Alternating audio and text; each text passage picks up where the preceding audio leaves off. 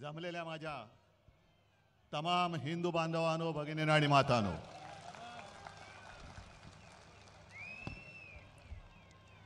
निवडणुकीच्या निकालानंतर पहिल्यांदाच आपण असे समोरासमोर भेटतो आहोत.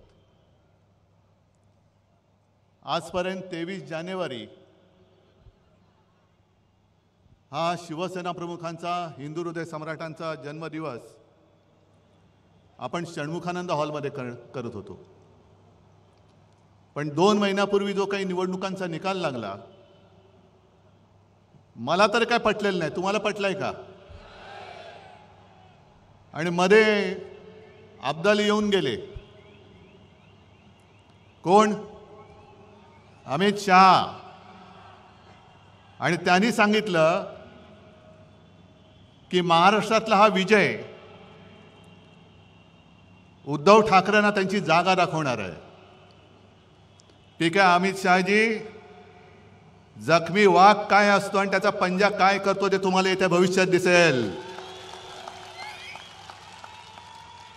मराठी माणसाच्या नादी लागू नका. जिथे औरंगजेबाला झुकवलं तिकडे अमित शहा काय कुछ 30 झाड की पत्ती आहे. पण मी मुद्दामून आज ही जाहीर सभा घेतली कारण एकदा कळू तरी द्या माझ्यासोबत आहेत तरी कोण, किती लोक राहिलेत. पहिलं मी तुम्हाला विचारतोय, तुमचा सगळ्यांचा माझ्यावरती विश्वास आहे की नाही? कारण अमित शहा, तुम्ही माझी जागा ठरवू शकत नाही. माझी जागा ठरवणारी ही माझी अस्सल शिवसेना प्रमुखांनी दिलेली वडिलोपार्जित संपत्ती आहे.